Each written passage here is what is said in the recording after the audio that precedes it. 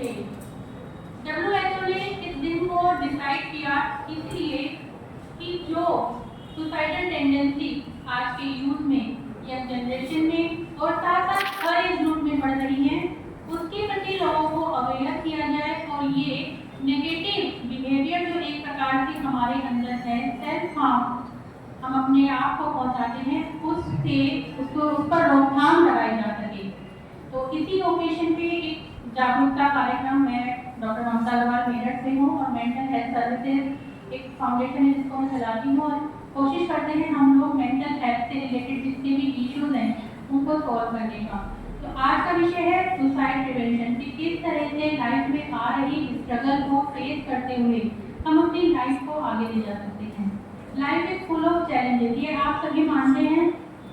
एक समस्या है जो आज खत्म होगी, हम ये नहीं कह सकते कि अब हमारी लाइफ में कोई समस्या नहीं आएगी।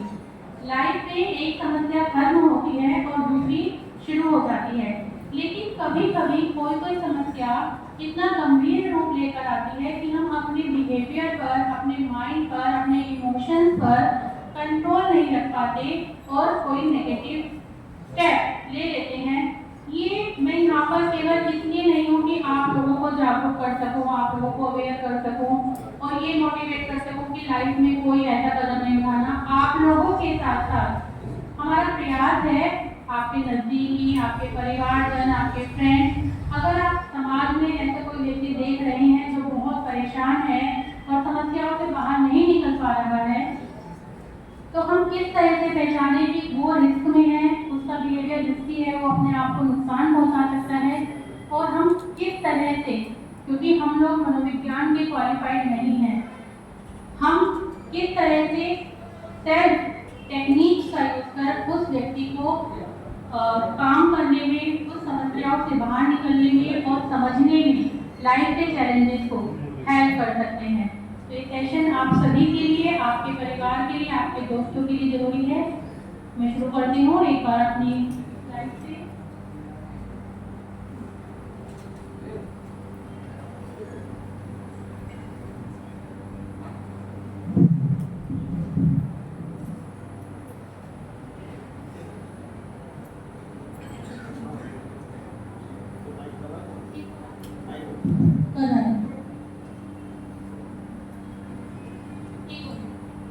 सबसे पहले मेरा ये प्रयास है, हम ये बात करते हैं कि हम अपने आप को नुकसान पहुंचाते हैं, या कोई भी इंसान जो स्ट्रेस में होता है, एंजाइटी में होता है, फेस नहीं कर पाता और कदम उठाता है अपने आप को नुकसान पहुंचाने का, तो शुरुआत कहाँ से होती है? ये जो नेगेटिव बिहेवियर है, सेल्फ हार्म करने की टेंडेंसी है, इसकी शुरुआत कहाँ से होती है, इसको समझते हैं। सबसे पहले है नेगेटिव फिल्टर। देखो, मनोविज्ञान में थ्योरी आई हुई है, ब्रॉडबैंड ने दी, उन्होंने कहा कि जब हमें बहुत सारी इंफॉर्मेशन मिलती है तो हमारे माइंड की टेंडेंसी होती है कि हम उसमें से कुछ इंफॉर्मेशन को गेन कर लेते हैं और कुछ को बाहर निकाल देते हैं। जैसे कि एक बोतल में हमें पानी भरना हो तो क्या होता है, बोतल में अगर बिना फनल के पानी डाल रहे हैं तो कुछ वाटर जो है वो बोतल के अंदर जाएगा और कुछ बाहर से ही स्किप हो जाएगा, यही होता है। तो उसी तरह से हमारे माइंड की टेंडेंसी है कि जब हमें बहुत सारी इंफॉर्मेशन या बहुत सारे स्ट्रेस सब कुछ हमें सामना करना होता है, तो कुछ तो हमारे माइंड में स्टोर होते हैं, आते हैं, हम गेन करते हैं, लेकिन कुछ बाहर से ही स्किप हो जाते हैं। ऐसे में क्या होता है, दो चीजें होती है, एक पॉजिटिव एक नेगेटिव। हम स्ट्रेस में आए, कोई गोल हुआ, बहुत टफ हुआ, हम उसमें फेल हो गए, तो हमारे पास दो तरह के रिस्पॉन्स आएंगे, एक पॉजिटिव एक नेगेटिव। पॉजिटिव वाले कहेंगे कि फेलियर हमें सिखाता है इसलिए डरो नहीं, नेगेटिव वाले कहेंगे कि ये होना नहीं चाहिए था, तुम्हारे साथ क्यों हो गया। अब माइंड की टेंडेंसी है, माइंड के एक विशेष पार्ट एमिगडाला जो रिस्पॉन्सिबल होता है, जब भी ऐसे चैलेंजेस आते हैं वो एक्टिव होता है, उसको सामना करने को हमें तैयार करता है।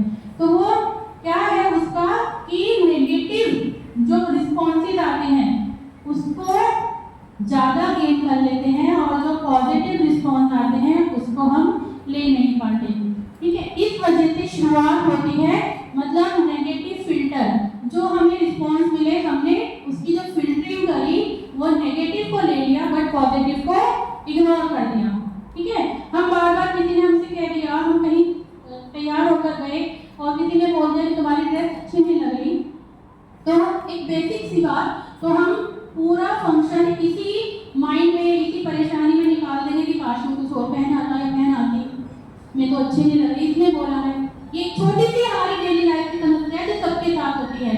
और जब बड़ी समस्या कोई होगी, जब इतनी छोटी बात से हम इतने इफेक्ट हो जाते हैं, तो जब कोई बड़ी समस्या होगी, किसी ने हमें नेगेटिव रिस्पॉन्स दे दिया, तो हम कितने इफेक्ट होते होंगे, ये सोचने की बात है। तो हम फिल्टरिंग ही नेगेटिव करते हैं। अगला है सेल्फ डाउट। जब हमने नेगेटिव गेन कर लिया, नेगेटिव को ही अपने पास स्टोर कर लिया, तो हम सेल्फ डाउट में आ जाते हैं। मैं कर सकता हूँ या नहीं कर सकता, शायद मैं नहीं कर सकता, मैं इस लायक ही नहीं हूँ, है ना। अपने ऊपर, जैसे कि वही ड्रेस वाली बात हुई, किसी ने कहा कि आज तुम्हारी ड्रेस अच्छी नहीं लग रही, तो हम बार बार ही देखेंगे, मोबाइल में ही देखेंगे बार बार कि मैं अच्छी लग रही हूँ नहीं लग रही, वो कह रहा है मैं अच्छी नहीं लग रही, होता है ये सब। तो वो क्या है, सेल्फ डाउट। किसी एक के नेगेटिव कमेंट की वजह से हमने इसको ही गेन किया। घर पे मम्मी ने कहा हाँ बेटा बहुत सुंदर लग रहे हो, वो हम भूल गए, लेकिन उसके कारण हम आ गए सेल्फ डाउट में। अगला है seeing more fear, doubt and failure then reality. वास्तव में फियर, वास्तव में वो सिचुएशन इतनी गंभीर, इतनी स्ट्रेस देने वाली नहीं होती जितना कि हम उसको मान लेते हैं स्ट्रेस देने वाली। और उससे लास्ट में है imagine the worst possible outcomes in every situation. जितना बुरे से बुरा हम सोच सकते हैं ना उसके रिजल्ट के बारे में, हम उतने बुरे से बुरा सोच लेते हैं। मैं अपनी लाइफ में एक एग्जांपल देती हूँ आपको यहाँ पे। जब मैं पीएचडी कर रही थी, तो मेरा टॉपिक में एक टॉपिक था पेरेंटिंग और उसका इफेक्ट एग्रेशन का। तो एक बेसिकली सी बात मानी जाती है कि जहाँ नेगेटिव एटमॉस्फेयर होगा, नेगेटिव पेरेंटिंग होगी, उसके बच्चों में बिहेवियर प्रॉब्लम ज़्यादा आएंगी, आमतौर पर ही माना जाता है। ठीक है, अब देखना पहले नेगेटिव फिल्टर कहाँ से स्टार्ट हुआ। मेरी ही लाइफ में अपना ही एग्जाम्पल दे दूँ, मेरा रिजल्ट क्या आया कि पॉजिटिव पेरेंटिंग पर बच्चों में एग्रेशन आ रहा है, उनका बिहेवियर नेगेटिव आ रहा है। जहाँ ये बात मानी जाएगी कि नेगेटिव में आता है, मेरा आया पॉजिटिव में। तो जब मैं अपने गाइड के पास गई, अपने फ्रेंड से बात की, तो सबने कह दिया कि ये सही नहीं आया है, ये तो हो ही नहीं सकता, तुम्हारा रिजल्ट ही गलत आया है। और वहां से मेरे अंदर नेगेटिव फिल्टरिंग शुरू हो गई, मैंने स्टोर कर लिया कि मेरा रिजल्ट गलत आया है। ठीक, अब आया सेल्फ डाउट। जब मैं गाइड के पास गई, उन्होंने कहा रिजल्ट किस तरह से प्रूफ करोगी, ये तुम देखो, क्योंकि इसके लिए रिव्यूज चाहिए होंगे, लिटरेचर चाहिए होगा, अब आप देखो। उस टाइम इंटरनेट इतना नहीं था, हमें बुक्स रीड ज़्यादा करनी पड़ती थी, तो सेल्फ डाउट कोई साधन ही नहीं था। अब मुझे ये हुआ कि रिजल्ट इतना खराब आया है, तो मैं इसे प्रूफ कैसे करूं, मैं कर ही नहीं सकती, क्योंकि कोई पॉइंट ही नहीं मिल रहा था कि पॉजिटिव पेरेंटिंग में कैसे एग्रेशन, कैसे नेगेटिव बिहेवियर आ गया, सेल्फ डाउट आ गया, नहीं कर पा रही थी। अगला आया कि सिचुएशन को जितनी गंभीर नहीं है उससे ज्यादा गंभीर मान लेनी। अब मुझे क्या हुआ कि किस तरह से मैं इसको प्रूफ करूं, और इस तरह से तो मेरी गाइड भी मेरा साथ नहीं देंगी और मैं अपने रिजल्ट को प्रूफ नहीं कर पाऊंगी। अब लास्ट आया कि नेगेटिव आउटकम्स हमने हद से ज्यादा सोच लिए। मैंने क्या सोचा उस टाइम कि मेरी थीसिस एक्सेप्ट नहीं हो पाएगी, अगर मैं इसे नहीं कर पाई, मेरी थीसिस एक्सेप्ट नहीं होगी, मेरी सालों की मेहनत खराब हो जाएगी और मेरे को मेरा अवार्ड नहीं मिल पाएगा। ठीक है, 4 चीजों से होके गुजरी और एट द एंड में परेशान रही, सिर्फ एक कारण से कि मैं पॉजिटिव पेरेंटिंग में एग्रेशन के कारण नहीं हो पा रही थी। अब क्या हुआ, मैं गई अपनी गाइड के पास, मैंने बोला इतना टाइम नहीं है, मेरी पीएचडी की थीसिस सारा काम हो चुका है, सबमिट होनी है, मैम अगर कुछ हो तो थोड़ा चेंज कर देते हैं। मैंने उन्हें ऐड कर दिया, उन्होंने बोला कि पीएचडी और अगर रिसर्च है तो मतलब ये है कि जो रिजल्ट आए हैं वही प्रूव करने हैं, इसमें कोई चेंज नहीं होगा, जैसे भी करने हैं तुम करो। ठीक है, फिर फाइनली क्या हुआ, दोबारा मेहनत करी, बुक्स पढ़ी, जितना इंटरनेट उस टाइम मौजूद था यूज करा और प्रूव करा कि पॉजिटिव पेरेंटिंग में एग्रेशन आ सकता है। तो स्टार्ट होती है नेगेटिव फिल्टरिंग। ये जो छोटी सी समस्या थी, है ना, एकेडमिक समस्या थी, उसी तरह से लाइफ में बड़ी बड़ी समस्याएं आती हैं और स्टार्ट कहाँ से होती है कि हम उन समस्याओं का फिल्ट्रेशन ही नेगेटिव तरह से से करते हैं। Next slide. अब है life is full of challenges. देखो हमारी सभी की लाइफ चैलेंज से भरी हुई है, सब मानते हैं। अब मैं आप लोगों से क्वेश्चन पूछती हूँ कि आप लोगों में से कितने बच्चे पुराने लोगों की कहानियां पढ़ते हैं? किसी की ऑटोबायोग्राफी पढ़ी है? किसी ने, किसी बच्चे ने पढ़ी है? हम छोटी सी चीजों पे घबराते हैं, लेकिन हमारे जीवन में, हमारे देश में ऐसे ऐसे लोग हुए जिन्होंने चैलेंजेस को फेस किया और आगे बढ़े। इसके एग्जांपल देने से पहले मैं आपको ये एक्टिविटी कराऊंगी कि life is full of challenges, but हम उन सब चैलेंजेस से डील कर सकते हैं विद आवर ओन स्ट्रेंथ। ठीक है, अभी मैंने आपको एक्टिविटी ड्रॉ करने को दी, नीचे एक डॉट था। ठीक है, अब मैं क्या करूंगी, ये आपकी लाइफ की मैंने सिर्फ 12 समस्याएं बताई हैं। आप लोगों की लाइफ में आगे आने वाली या अब तक आने वाली कैसे भी हमारी लाइफ में, क्योंकि समस्या एक खत्म होगी दूसरी शुरू होगी, हम 12 समस्या ले लेते हैं। ठीक है, और ये डॉट है हमारा घर, हमारी पोटेंशियल, हमारी स्ट्रेंथ, हमारा मन। अब आपको क्या करना है, इस डॉट से लाइन लेकर शुरू करनी है। मैं एक नंबर बोलूंगी, मैंने फॉर एग्जांपल बोला 2, तो आपको 2 कट करना है, पेंसिल नहीं उठानी। उसके बाद नेक्स्ट नंबर बोलूंगी, कुछ भी बोलूं 5, 6, 7, 8, वहां पहुंचना है, उस नंबर को कट करना है। इस तरह से नंबर से नंबर आपको जाते जाना है। शर्त है पेंसिल नहीं उठानी, लाइन टच नहीं होनी चाहिए, लाइन क्रॉस नहीं होनी चाहिए। ठीक है, मतलब आपको अपनी समस्याओं में रास्ता खुद ढूंढना है, अपने मन से, अपने घर से शुरू करके, और सारी समस्या काटते हुए वापस घर में आना है। ठीक है, वापस उस बोर्ड पर भी आना है। ठीक है, स्टार्ट करें। चलो पहले कट करो, बोर्ड पे पेंसिल रख लो और कट करो 2।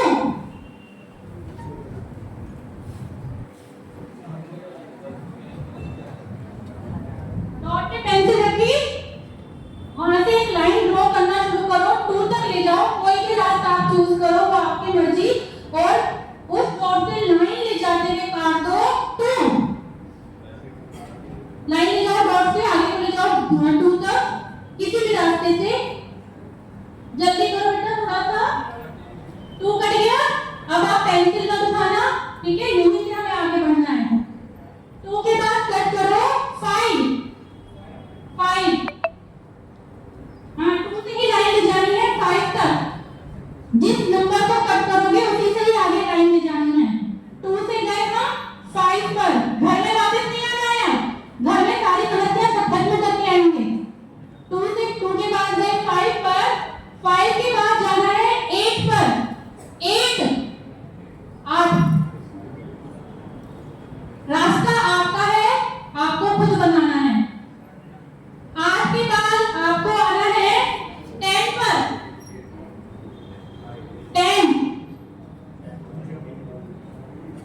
10 के बाद आपको आना है 4 पर। 4 रास्ता खुद, लाइन कटनी नहीं चाहिए, लाइन खुलनी नहीं चाहिए। 4 पर आ गए। 4 के बाद आपको आना है 9 पर।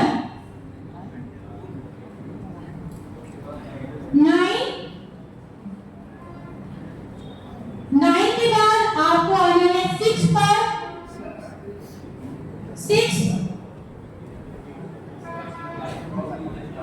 6 पर आ गए। अच्छा, अब तक कितने बच्चे फंस चुके हैं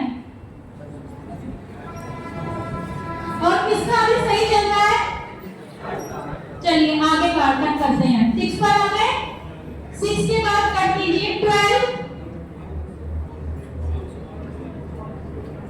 6 से ही लाइन ले जानी है 12 तक, लाइन कटनी नहीं है, लाइन देनी नहीं है। कट हो गया। अब 12 से आगे लाइन ले जाओ 3 तक। 3 अब तक कितने बच्चे फंस चुके हैं? ईमानदारी से रेज़ योर हैंड। अच्छा, कितने अभी तक नहीं फंसे, रास्ता ढूंढ पा रहे हैं? ठीक है, 3 हो गया। अब 3 के बाद अगला नंबर है 7। 7 कट करिए।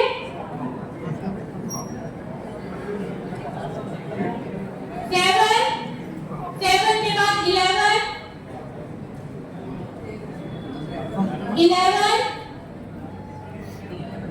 और 11 के बाद 1। अब तक कितने बच्चे फंस चुके हैं? Very nice. अभी और बाकी सही चल रहे हैं। 11 के बाद 1 और अब क्या बचा? नहीं, एक बच रहा है अभी। कटोगे सारे? वापस घर में आओ। जो लास्ट नंबर कट किया वहां से वापस घर में आओ। अच्छा, ये बताओ कौन कौन वापस घर में नहीं आ पाया? अच्छा, कौन कौन वापस घर में आ गया? अब एक बार अपने लिए जोरदार तालियां बजाओ।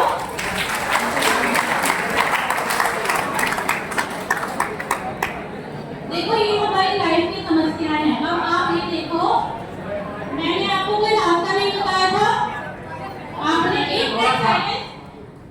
मैंने आपको कोई रास्ता नहीं बताया। आपने अपना रास्ता खुद चुना। जो बच्चे सक्सेसफुल हो गए वो जान गए कि किस तरह से मुझे रास्ता बनाना है। जो बच्चे सक्सेसफुल नहीं हुए वो क्या है कि मुझे अभी प्रयास करना है। जब इस एक्टिविटी को आप क्लास में बार-बार करोगे, अपने फ्रेंड के साथ बार-बार करोगे, तो ये रास्ते आप खुद बना लोगे और फाइनली एक्टिविटी कंप्लीट हो जाएगी और आप सारे प्रॉब्लम को काट कर अपने घर में आ जाओगे। इस एक्टिविटी को कराने का यही उद्देश्य था कि ये समझाना कि प्रॉब्लम लाइफ में आएंगी, बट सॉल्यूशन किसके पास है? हमारे पास है। रास्ते किसके बनाने हैं? अगर हम दूसरों के रास्ते पे चलेंगे तो सॉल्यूशन वो नहीं हो पाएगा जो हम चाहते हैं। ठीक है? और इसलिए सबसे ज्यादा जरूरी क्या है? हाँ, हिम्मत ना हारें। अब life is full of challenges. जैसे आप लोग कहते हो, मैं ऑटोबायोग्राफी हमने नहीं पढ़ी। हमारे राष्ट्रपति अब्दुल कलाम जी, श्री अब्दुल कलाम जी, उनके साथ क्या हुआ? उनके मतलब इंटरेस्ट था, वो जाना चाहते थे एयरफोर्स में। आपको पता है ये बात? अब एयरफोर्स में जाना चाहते थे तो उन्होंने वहाँ के लिए अप्लाई करा। वो था देहरादून में, उनका जो पोस्टिंग होनी थी, चाहे इंटरव्यू होना था, वो देहरादून पहुंचे। वहाँ पर केवल 8 बच्चों का सिलेक्शन होना था। उन्हें 2 पोस्ट थी, एक एयरफोर्स की और एक डीआरडीओ की। डीआरडीओ की स्किप करी क्योंकि उनका इंटरेस्ट था एयरफोर्स में जाना। उन्होंने एयरफोर्स के लिए फॉर्म भर दिया, इंटरव्यू की कॉल आई, इंटरव्यू देने पहुंच गए। ठीक है? बचपन उनका आप सभी को पता है कि बहुत गरीबी में, बहुत परेशानियों में बीता, बहुत मुश्किल से। उनकी पढ़ाई के टाइम एक दिन ऐसा भी आया कि उनकी बहन ने ही अपने जेवर बेचे उनकी आगे की पढ़ाई के लिए। अब क्या हुआ? वहां पर सीट थी 8 और उनका नंबर आया 9, तो रिजेक्ट हो गए। अब वो बहुत परेशान, उम्मीद छोड़ चुके, नेगेटिव बातें मन में आ रही थी। वहां से आए हरिद्वार तक। हरिद्वार में उनके गुरु थे स्वामी शिवानंद जी। उनसे मिले, उनसे अपनी सारी बातें कही कि मेरे को अपनी लाइफ में कोई खौफ नहीं है, क्योंकि मेरा मन था एयर स्पेस में जाने का, बट मैं नहीं कर पाया, तो मेरे को लाइफ में कोई रास्ता नहीं दिखा। तो स्वामी शिवानंद जी ने उनसे कहा, हम धरती पर क्यों आए हैं, इसके पीछे कोई ना कोई उद्देश्य है, बट हम वो उद्देश्य नहीं पहचान पाते। तुम यहाँ से रिजेक्ट हुए हो सकता है भगवान ने कोई दूसरा रास्ता तुम्हारे लिए चुन रखा हो। तो अपने प्लान पर न जाकर जो तुम्हारे साथ हुआ है उसको स्वीकार करते हुए आगे बढ़ो। वो घर गए, इन सब चीजों को मानते हुए डीआरडीओ की एप्लीकेशन भरी, वहाँ इंटरव्यू दिया, वहाँ सिलेक्शन हो गया। तो जो व्यक्ति एरोस्पेस में जाना चाहता था, पायलट बनना चाहता था, वो व्यक्ति क्या बन गया? मिसाइल मैन बन गया। मेरा ये कहानी बताने का मतलब ये है कि हम सब एकेडमिक्स में और इतने उलझे हैं अपने लाइफ में, इतने उलझे हैं कि जो चीज़ हमको कभी कभी करनी चाहिए, मैं नहीं कहती रेगुलर करो, रोज पढ़ो, वो हम नहीं करते। और वो चीज़ क्या है? हमको मोटिवेशन देती है, हमको रास्ते दिखाती है कि सामने वाले की लाइफ में भी सिचुएशन आई और वो निकल गया उस लाइफ से, तो हमको भी लड़ने की शक्ति देती है। इसीलिए पढ़ना जरूरी है। एक और एग्जाम्पल बताती हूँ, सुधा चंद्रन जी, नाम सुना है? डांसर थी। उनका बड़ा सपना था कि मैं कैलाश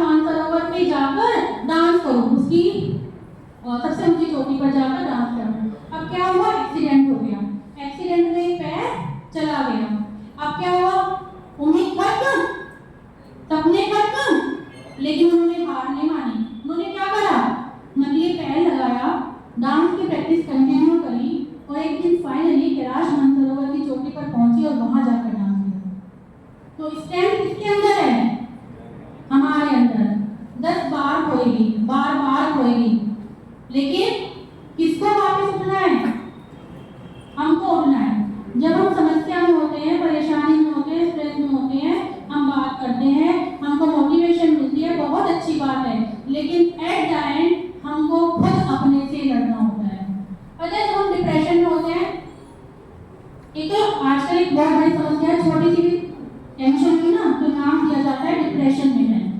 वो छोटी सी समस्या डिप्रेशन नहीं है, डिप्रेशन एक बहुत बड़ा टर्म है, बहुत अलग चीज है, ठीक है। लेकिन इस दौरान जब हम परेशान होते हैं, हमें डिप्रेशन का फील होता है, हम सबसे बड़ी गलती क्या करते हैं? अच्छा एक बताओ, जब हम बहुत उदास होते हैं तो हमें बहुत मन करता है ना थोड़ी देर को सो जाओ, कोई हमसे बात ना करे, यही होता है। कितने बच्चों के साथ ये होता है? पता है सबसे बड़ी गलती यही होती है कि हम आराम करना चाहते हैं, हम सोना चाहते हैं, और जो एक मिनट रुक जाओ, जो हमारी ये इच्छा होती है कि हम लेटे रहें, हमसे कोई बात ना करे, वो हमारे सैड मूड को और ज्यादा इंक्रीज करती है, कम नहीं करती। इसीलिए अगर डिप्रेशन फील हो रहा है, स्ट्रेस फील हो रहा है, तो जरूरी है कि लेटो तो हो ही मत, बिल्कुल भी लेटना तो है ही नहीं। मुझे बाहर निकलना है, दोस्तों के पास जाना है, या कुछ क्रिएटिव करना है, या पेरेंट्स से बात करनी है, और कुछ नहीं तो थोड़ी देर के लिए ठीक है चलते ही टीवी देख लेता हूँ। जहां आपने बिस्तर को पसंद किया कि मैं लेट जाऊं, मुझसे कोई बात ना करे, वहां वो डिप्रेशन हो, ये बेसिक वो है जो सबसे पहले इंसान जब तनाव में होता है करना चाहता है, कि वो किसी से बात नहीं करना चाहता है, एक कमरे में अकेले चाहता है, और चाहता है मैं बस लेटा रहूं, मुझसे कोई ना बोले। ये सबसे बड़ी गलती है। अगर हम पहले ही गलती सुधार लें तो आगे हम डिप्रेशन की ओर नहीं जाएंगे।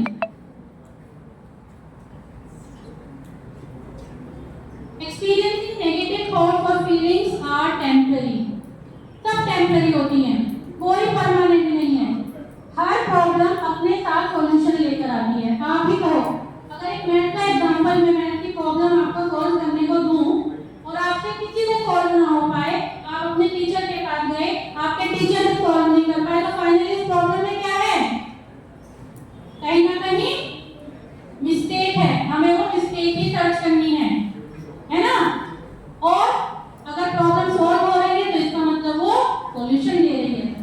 तो जब लाइफ भी बिल्कुल ऐसी है सेम, जब हमें कोई प्रॉब्लम ऐसी हो, हमें कोई सॉल्यूशन नहीं दिख रहा, इसका मतलब है हमारे समझने में दिक्कत है। प्रॉब्लम का कोई पार्ट ऐसा है जिसको हटाना जरूरी है ना। तो कोई भी लाइफ में प्रॉब्लम आए, वो सॉल्यूशन साथ लेके आती है। बड़ी से बड़ी प्रॉब्लम, वहां पर जरूरत होती है अपने रिसोर्स को पहचानने की, उससे भी ज्यादा अपने माइंड को शांत रखने की। एक एग्जांपल, एक छोटा सा एग्जांपल घर का लेती हूँ, ठीक है। घर का बिल्कुल छोटा सा, हमारा अभी जाड़ों के दिन में जब पीछे विंटर रही तो मेरा बेटे जो है उसके ऊपर गर्म चाय गिर गई, ठीक है। बिल्कुल बेसिक एग्जांपल घर का, उसने वुलन लोअर पहना हुआ था, उसके पैर पे चाय गिरी। अब वुलन लोअर है तो वो कुछ टाइम देगी चाय अंदर बॉडी तक जाने में। उसने जैसे चाय गिरी, उसने चिल्लाया मम्मी, और मैं गई और मैंने तुरंत, कहते हैं जलने में कपड़ा तुरंत नहीं हटाना चाहिए, बट वो वुलन लोअर था, मुझे पता था इसके अंदर तक अभी चाय नहीं गई है। मैंने बताया प्रॉब्लम के साथ कैसे माइंड को शांत रखो, मैंने तुरंत उसका लोअर रिमूव करवाया। मेरे हस्बैंड आए, बोले इसका ये नहीं करवाओ, इसको चिपक जाएगा और नुकसान हो जाएगा। मैंने बहुत एकदम से पैनिक हो गए, बेटे पे गुस्सा करने लगे, देख के नहीं करता, समझता नहीं है, ढंग से काम करना चाहिए था। मैंने बोला शांत रहो, अब समस्या हो गई है ना, अब इसका क्या है? सॉल्यूशन ढूंढना है, समस्या का सॉल्यूशन ढूंढना है, इसे और बढ़ाना कोई है पैनिक होकर।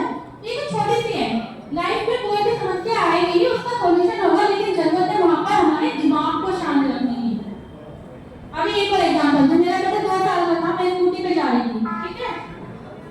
होली के ऊपर का टाइम था, होली के बाद वाला टाइम, और उस टाइम ना मेरठ में पतंगे बहुत उड़ती हैं। 2 साल का मेरा बेटा आगे खड़ा था और उसका कट लग गया गर्दन पे, मांझे से। अकेली थी मैं, हस्बैंड साथ में थे, स्कूटी पे थी। उस टाइम जहां सिचुएशन ये थी कि मैं उसके ब्लड को देख के, उसकी छटपटाहट को देख के डर जाती, वहां जरूरी था संभलना। वहां लोगों ने मेरा साथ दिया, उसको हॉस्पिटल तक ले गए, लेकिन मैंने अपने माइंड को शांत रखा और तुरंत घर फोन करा और अपने हस्बैंड को वहां बुलाया, और फाइनली इसका ट्रीटमेंट हुआ, सही हो गया। और मैं बताऊं, हालांकि जरूरत नहीं है लेकिन मैं बताऊं, वो घाव इतना गहरा था कि उसकी वोकल कॉर्ड तक वो घाव आ चुका था। तो वही कह रही हूँ, हमें नहीं पता हम कहाँ खड़े हैं, हमारे साथ कल क्या होना है। सबसे ज्यादा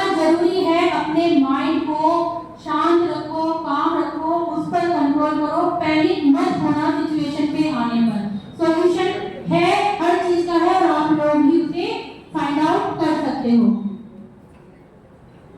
अच्छा, एक और चीज मुझे बताओ, यहाँ पर एक स्लाइड आपको दिख रही है, ये है म्यूलर-लायर इल्यूजन। अब मैं आपसे पूछती हूँ, इसमें कौन सी लाइन बड़ी है? इन तीन लाइनों को तीन नाम दे देते हैं, ए बी सी। कौन सी लाइन बड़ी है? अच्छा, ए कितने बच्चे बोल रहे हैं?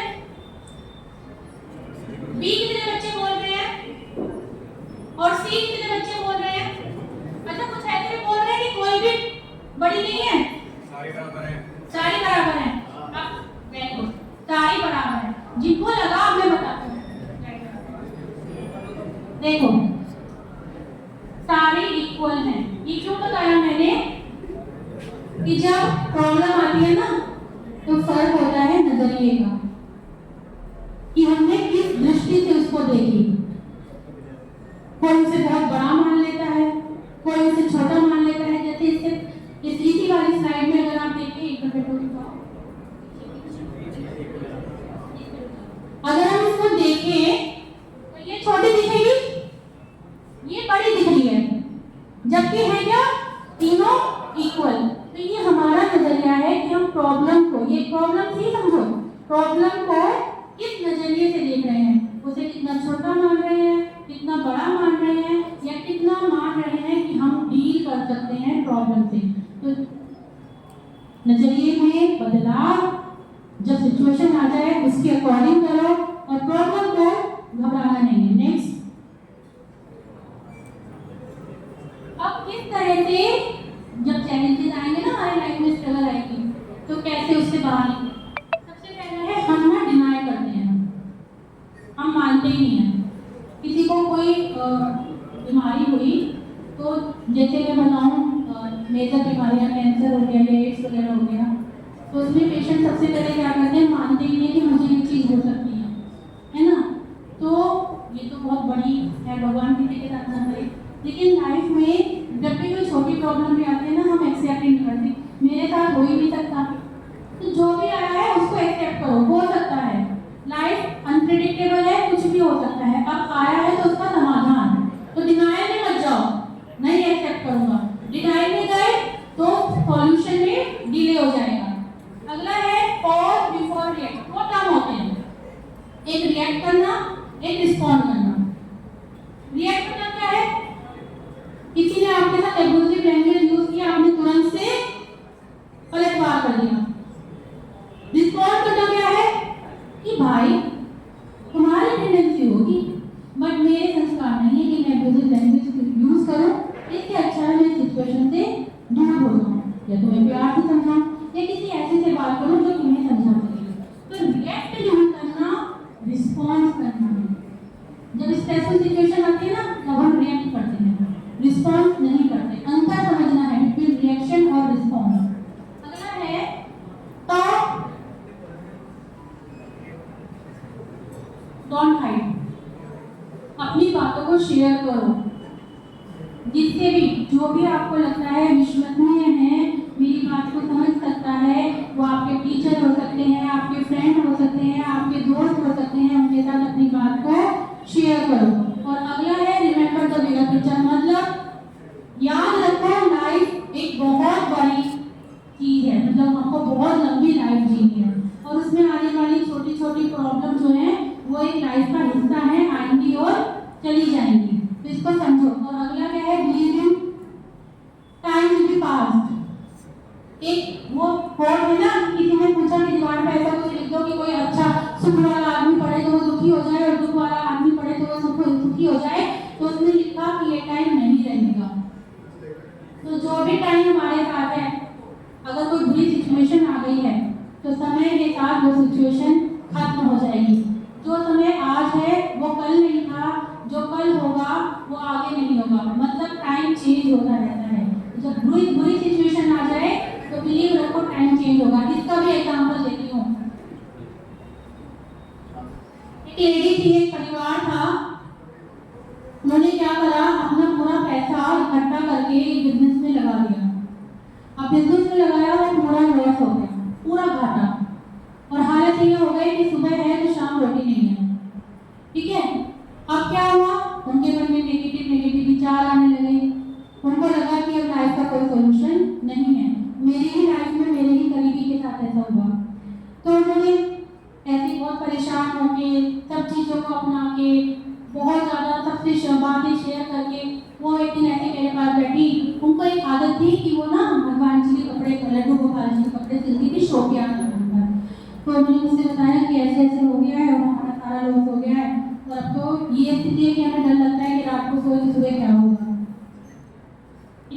सी टिप्पणी हो गई। मैंने बोला कि जो तुम्हारा शौक है उसे अपना भगवान बनाना, जो तुम्हारे हाथ में अपना भगवान बनाना। और उन्होंने वहीं से वो काम शुरू कर दिया जो शौकियाना तौर पर करते थे। साल बीता, 2 साल बीते, आज उनका बेटा कामयाब है। 3 बेटे हैं जिसमें से अभी एक छोटा है। 2 बेटे कामयाब है, जॉब लग चुकी है। हस्बैंड जो सब कुछ खो चुके थे वो सब कुछ वापस आने लगा है। मतलब मैं ये कहना चाह रही हूँ, जिस टाइम उनका सब कुछ खत्म हुआ और उनके मन में आया कि लाइफ में कुछ नहीं बचा है, वहां वो हिम्मत हारते, उससे अच्छा है उन्होंने हिम्मत की, उस स्ट्रगल को फेस किया और बाहर निकले। और ऐसा ही अगर आप अपने घर में अपने पेरेंट्स के पास बैठेंगे, अपने दोस्तों के पास बैठेंगे, कितने ही उदाहरण मिलेंगे कि आपको लगेगा कि इतनी बड़ी बड़ी सिचुएशन मेरे मम्मी पापा की लाइफ में आई और वो झेल गए, तो मैं क्यों नहीं। वो आपको पॉजिटिव डायरेक्शन देगा सिचुएशन से डील करने की। अगला है don't compare your journey with others. हम कोशिश करते हैं अपनी जर्नी को कंपैरिजन करते हैं दूसरे से।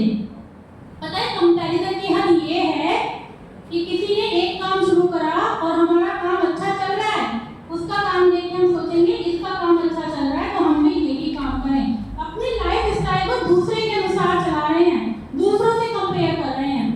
हमारे पास पोटेंशियल अलग, हमारी एबिलिटी अलग, हमारे रिसोर्सेज अलग, हमारा बिहेवियर अलग, नेचर अलग, बट कंपैरिजन में फंसकर उलझे हुए हैं और गलत डायरेक्शन अपने आप को दे रहे हैं।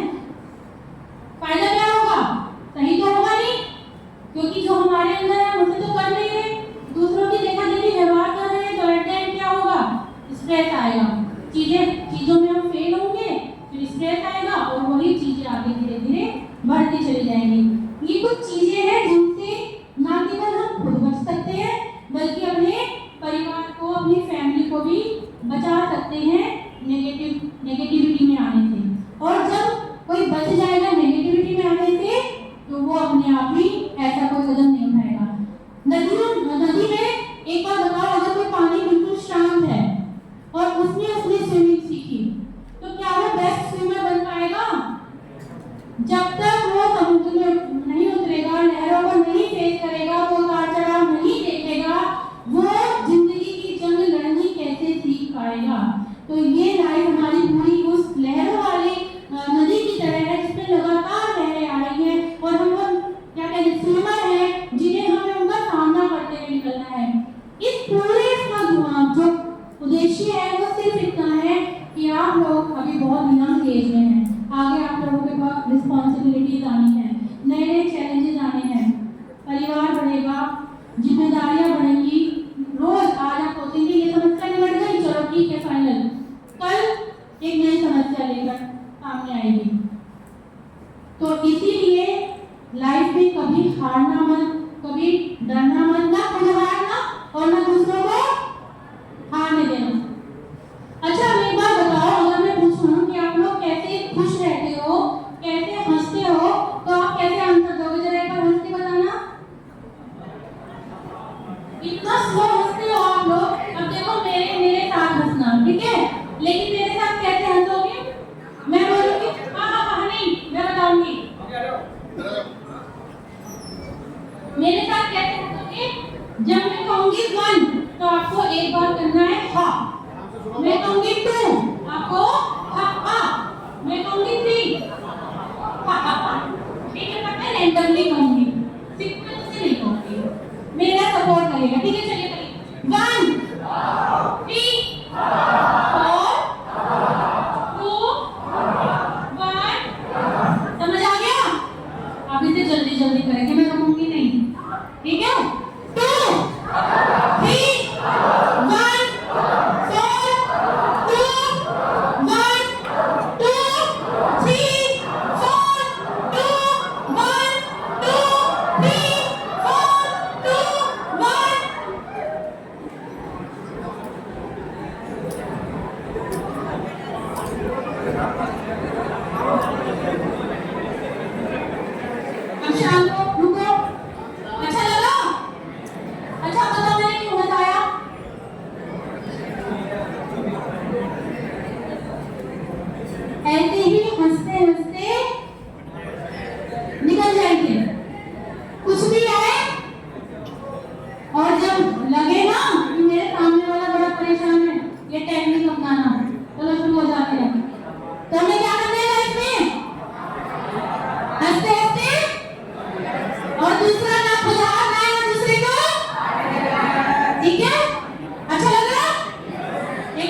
ताली बजाओ अपने लिए। जय श्री कृष्ण।